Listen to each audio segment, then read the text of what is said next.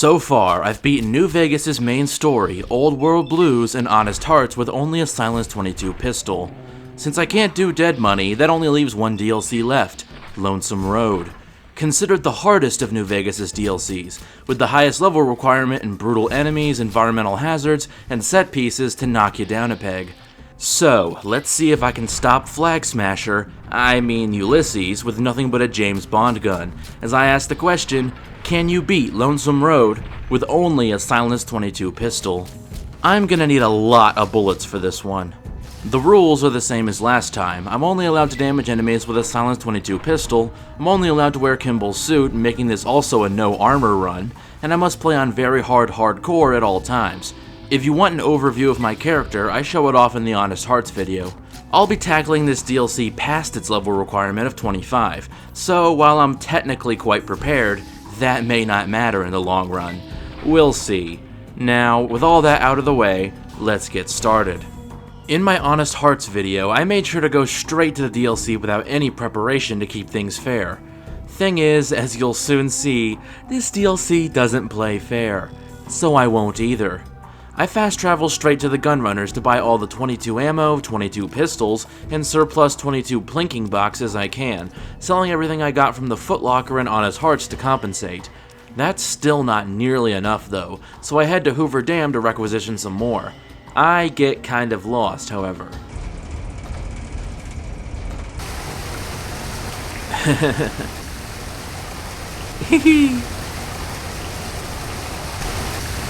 This is fun.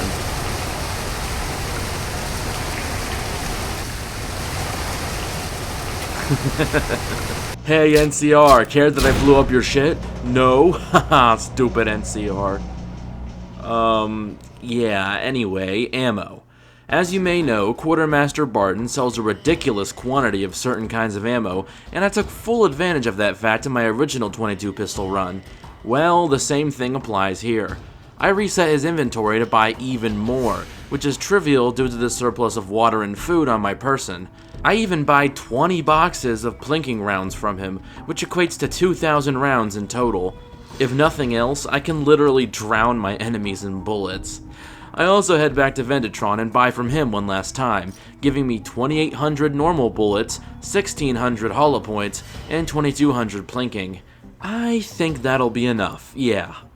I already discovered the entrance to the Divide in my original video, so I can just fast travel there. But when I do, I get a coyote jump scare. These dogs are nothing compared to what I faced in Honest Hearts, so I quite easily euthanize them. I even eat the dripping flesh of one of their children in front of their mother to taunt her before shooting her dead. I'm a good person.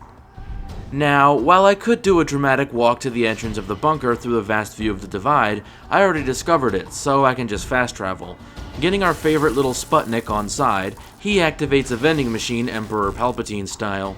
Luckily for me, the thing sells a large amount of 22 ammo, as well as some medical supplies and repairs. Heading further up, I fail to hack the sentry bot into submission, so we'll just have to pummel it into submission instead. Edie takes most of the missile blasts, and my pistol does a surprisingly good job as an anti-tank weapon. Who would have guessed? Somehow, despite cutting through the armor plating, it does absolutely nothing against this marked man corpse. I guess he was taxidermied? Another sentry bot goes down, but predictably, I fail to stand against a full onslaught of them. I might need to play this a bit smarter. Next go around, I hacked the first sentry bot and hacked the turrets in the next section using a password, making things a lot easier on myself. I then try to make Eddie take the brunt of the damage, but this doesn't work completely. Nothing a few dozen stimpaks can't fix. I don't even bother with stealth at this point, I just started blasting. And surprisingly, it works. Hopefully I never have to deal with those again. One yap fest later, and I enter the first combat encounter of the Divide proper.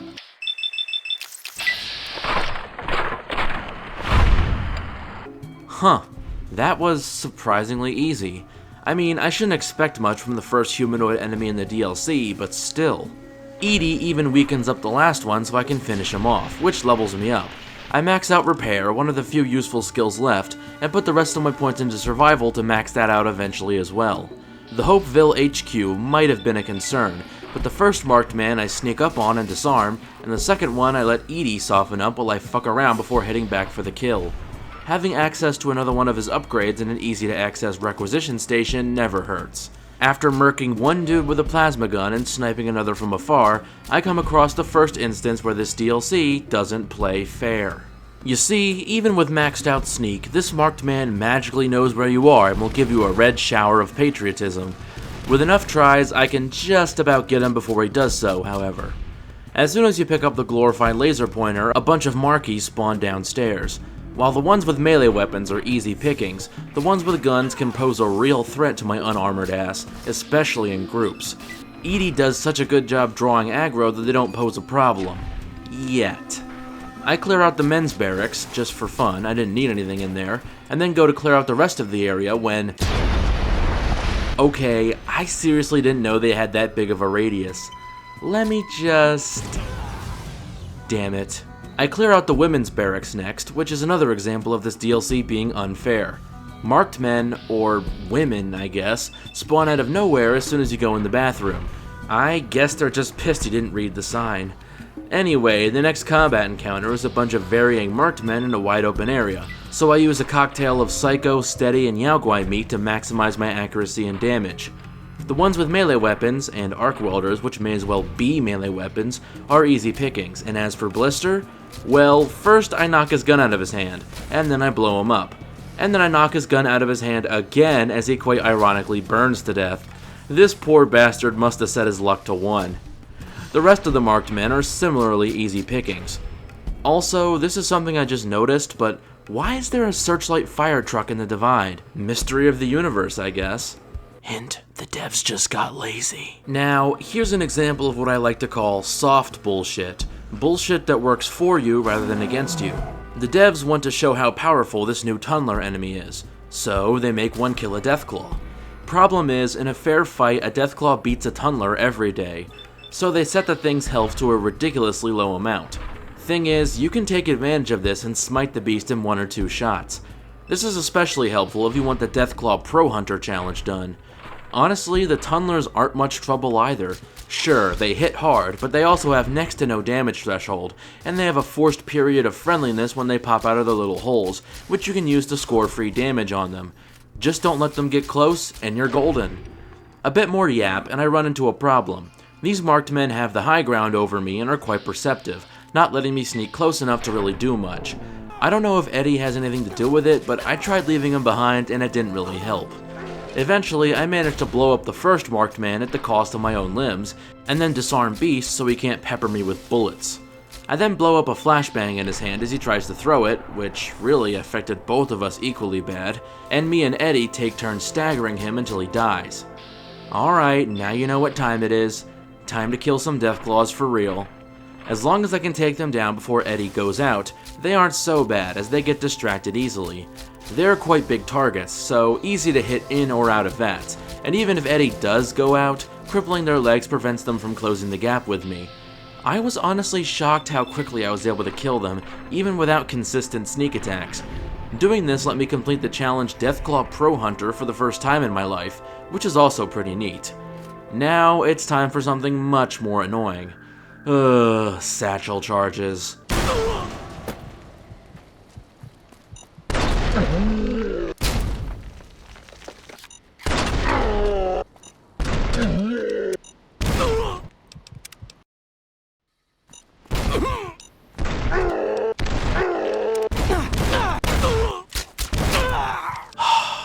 I really regret not getting light step.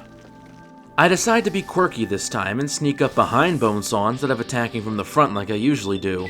I keep knocking the chainsaw out of his hands, and since Eddie is a small, fast target, he can't really get any solid hits in. Bone Saw may have been fast and tough, but he sure wasn't cunning, and that was his downfall.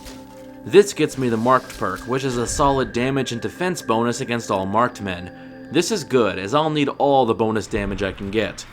Anyway, I do a... Oopsie whoopsie! Ooh, we made a fucky wucky! A little fucko boingo! Which probably pissed off and precluded that pretentious prick prattling at my person to be peaceful. Alliteration is fun. This levels me up, where I max out survival and put the rest of my points into barter for buying more ammo. I also get the sniper perk, which, when combined with steady, should make shooting the heads of enemies from afar less of a hassle. Now for the infamous elevator segment, and I'm not ashamed to admit it, I use my last stealth boy to absolutely cheese this part.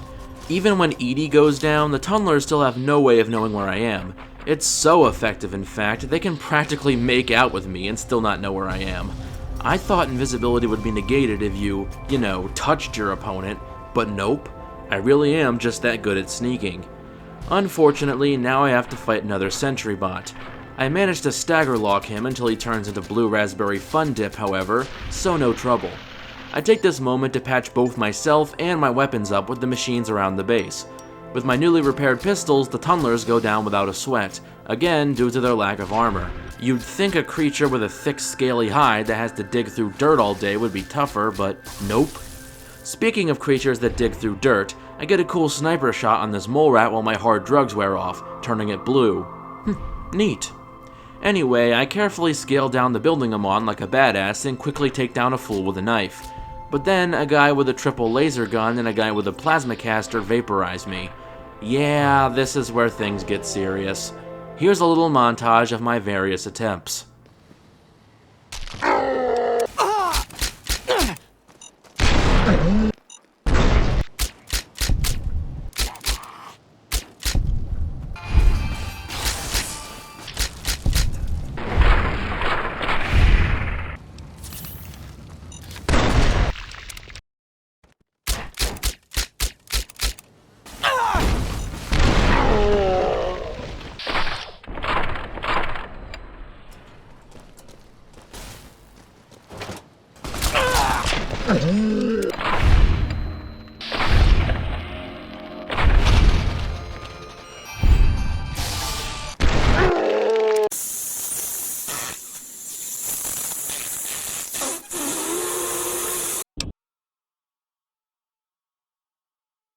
After that hell, the game takes pity on me by arming the next two marked men with arc welders. Those things are so useless, they might as well be using hair dryers. But then I get blown up, and when I respawn, they both have miniguns instead. I hate this game sometimes. Minigun or no, point-blank application of 22 rounds to the skull is enough to cure their skin condition for good. I mean, it doesn't literally cure their skin condition, but they're dead, so they won't know the difference. Next up are some more tunnelers, and for these, I wise up and use hollow points. The armor multiplication penalty is so little compared to the damage increase that they make tunneler confetti in no time.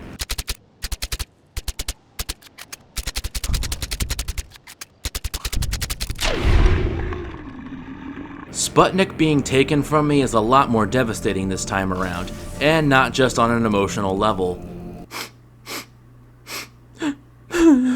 It means I won't have anything to draw aggro away from me, so I'll have to take a lot more beatings. That would be a serious problem for these Deathclaws if I didn't have a ledge I can perch on so I can plink them to death while they run around confused.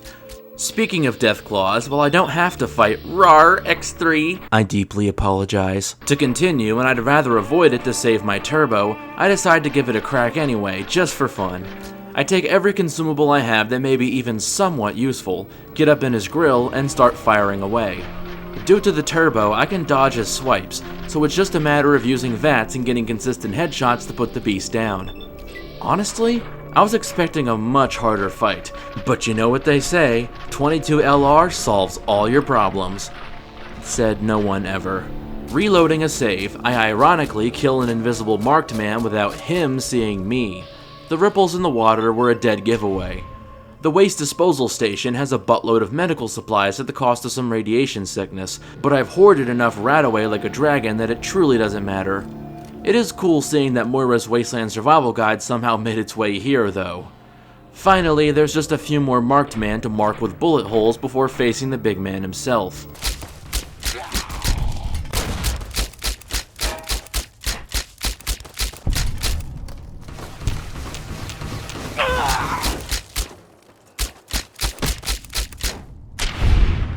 There's also a bunch of sentry bots, aka the bane of my existence. Even if you get at literal point-blank range, they still fire a salvo of missiles at you, blowing themselves up. It's like their self-preservation protocols were turned off. Hiding behind a door and tanking their attacks is the strategy I end up using. Not pretty, but it gets the job done. As for the one guarding Eddie, I first take out the much squishier turrets, do some drugs, then stay out of its detection radius and take it out before it sees me. Now I can face Ulysses, but there's just one problem. I used my only stealth boy during the elevator ride with the tunnelers. Luckily, you can get one for free right at the entrance to the Courier's Mile. Well, I say free. You do have to get to a certain point in the DLC's main quest and take some radiation damage, but as I've illustrated, neither of those are a concern to me. Finally, it's time to assassinate Ulysses' pretentious yapping ass once and for all. Now, I could explain the fight to you, but I'd rather just show you.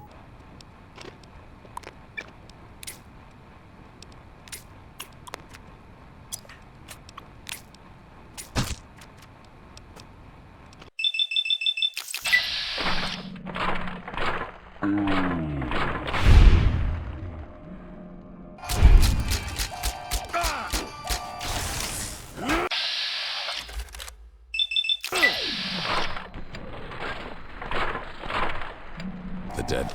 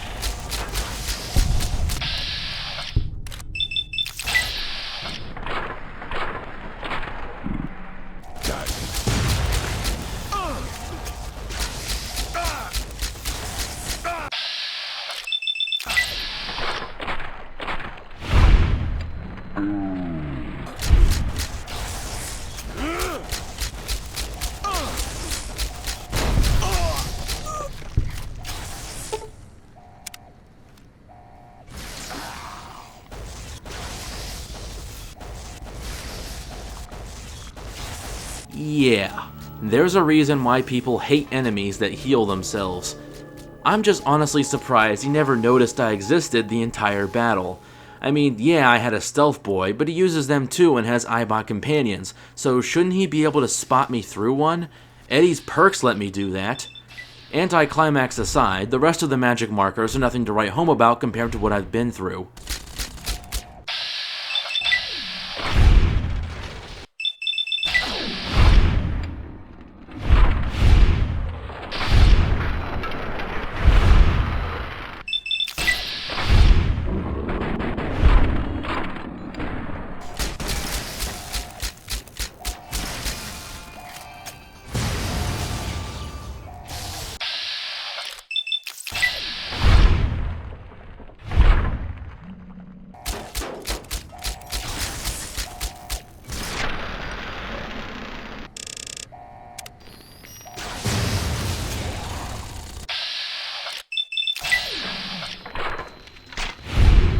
I then doom both the NCR and Legion because no gods, no masters, and I do a dramatic walk out of here as the temple explodes around me. Ow. I do a dramatic walk out of here as the temple explodes around me, doing the exact opposite of saving the day, but still proving that, yes, you can beat Lonesome Road with only a silenced 22 pistol. My work here is done. Now, I must go. My planet needs me. Hey everyone, thanks for watching yet another video. I appreciate any support you can give me so I can make similar content for you in the future. If you liked the video, leave a like or subscribe. It only takes a second, but it helps me grow a ton. If you didn't like the video, leave a dislike and give constructive criticism so I can improve. Also, leave your ideas for new videos in the comments. I read all the comments that come my way and put your ideas at the end of each video. Who knows, your idea might even become an official video. If you really want to support me, go to my Patreon or become a channel member, which will get you shouted out and make your ideas more likely to become reality. Check me out on Reddit or Discord using the links in the description if you want to chat, or check out my second channel, The Loophole, for some extra content. This is Causal Loop signing off. Peace.